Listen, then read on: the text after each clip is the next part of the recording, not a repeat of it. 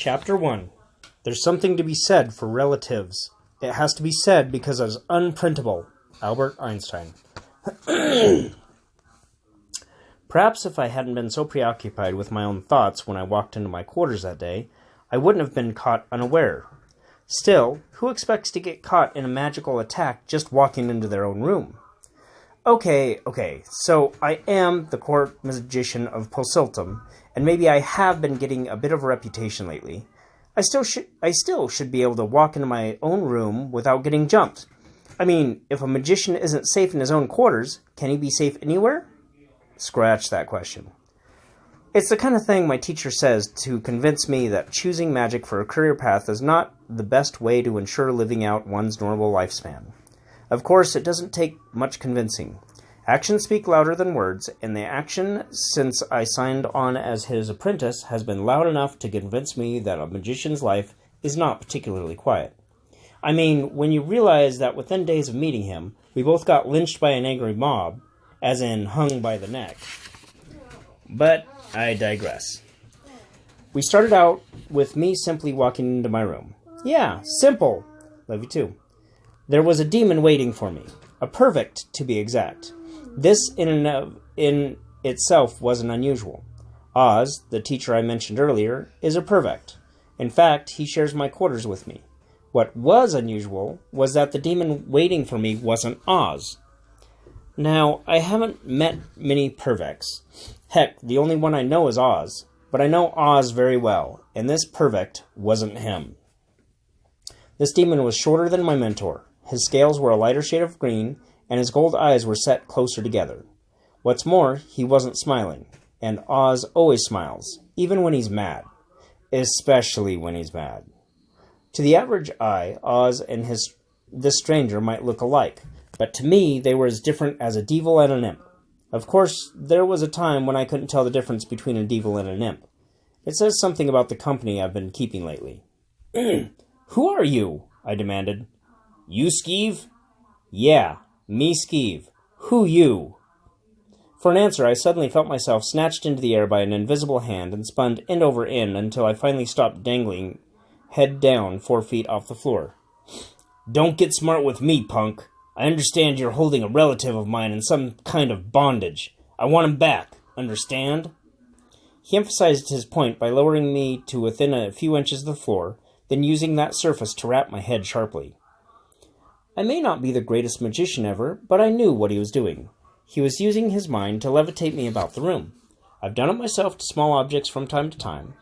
Of course, it occurred to me that I wasn't a small object, and that I was dealing with someone a bit better versed in the magical arts than myself. As such, I deemed it wiser to keep my temper and my manners. You know Aahz? Sure do, and I want him back. The later was accompanied by another head rap.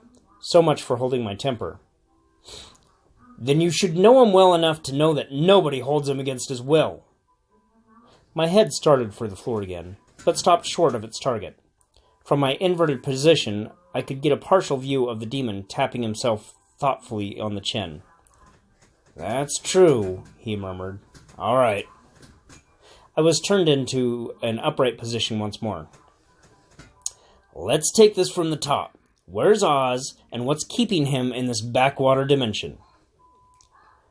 I think and talk better with my feet on the ground. Oh, sorry. I was lowered into a normal standing position. Now that I was self-supporting again, I realized the interrogation had left me with a splitting headache. He's back in General Bad Axe's quarters arguing military tactics, I managed. It was so boring I came back here. He should be along soon. They were almost out of wine when I left. Tactics and wine, huh? My visitor grimaced. That sounds like Aahz. What's the rest of it? Why is he staying around a nowhere dimension like Claw, and how did he get mixed up with the great Skeeve? You've heard of me? Here and there around the dimensions, the demon acknowledged. In some circles, they think you're pretty hot stuff. That's why I started wondering if you'd managed to cage Aahz somehow. I was braced for a real battle royale when you walked in. Well, actually I'm not that good, I admitted. I've only really started making headway in the last couple years since I started studying under Aahz. I'd still be a total nothing if he hadn't lost his powers and taken me on as an apprentice. Bingo, my visitor declared, holding up his hand. I think you just explained everything. Aahz lost his powers and took on a new apprentice. No wonder he hasn't been home in a while. And all this talk about the great Skeeve is just standard Aahz-managed hype job for new talent, right? We have taken on a few rough assignments, I said defensively, in which Aahz choreographed and then set you up to take the credit, right? What's choreographed? I asked. Obviously, the family similarity was more than scale deep. Well, I hope you're up to operating on your own, Skeeve, because I'm taking your mentor back to Perv with me. But you don't have to rescue him from me, I protested. He's free to come and go as he wants. I'm not saving him from you. I'm saving him from Aahz. Our colleague has an overblown sense of responsibility that isn't always in his best interest. Do you know how lucrative a practice he's letting falling apart on Perv while he clowns around with you? No, I admitted. Well, he's losing money every day he's gone, and that means the family is losing money. Right there I gave up the argument. Early on in my association with Aahz, I learned the futility of trying to talk a pervect out of money. The fact that Aahz was willing to sacrifice a steady income to work with me was an incredible tribute to our friendship, or his sense of duty. Of course, there's more than one way to win an argument. Well, as I said before, I can't keep him here, I said innocently. If you can convince him he's not needed anymore. No way, punk, the demon sneered. We both know that won't get him to desert an apprentice. I'm going to lure him back to Perv with a blatant lie, and you're going to keep your mouth shut. But, because if you don't, I'll make sure there's nothing left to keep him in claw, meaning you. Now, before you even think about trying to match magic with me, remember something. You've been studying under Aahz for a couple of years now. I graduated after over 300 years of apprenticeship.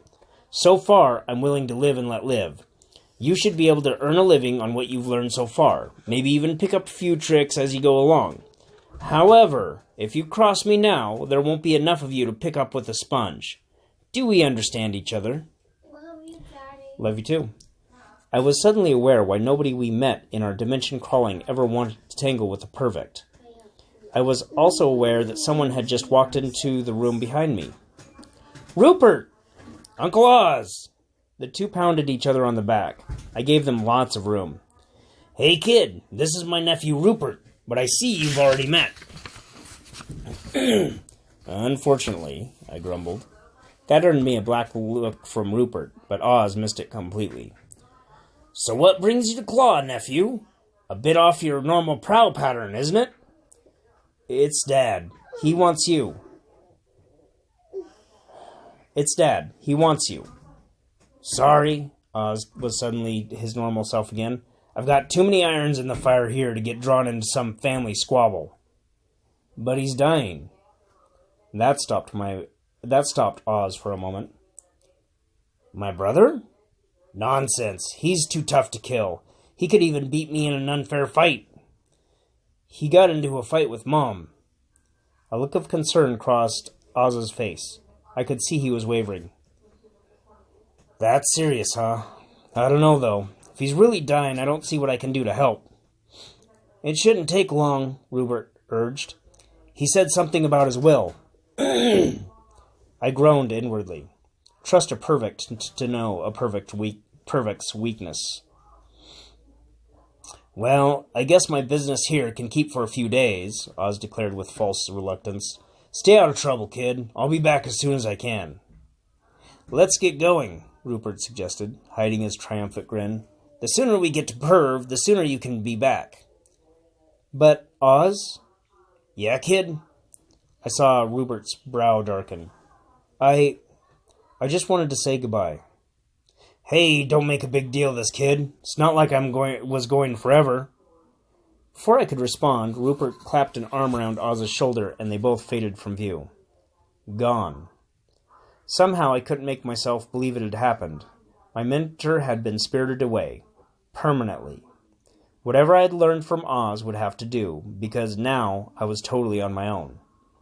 Then I heard a knock at my door.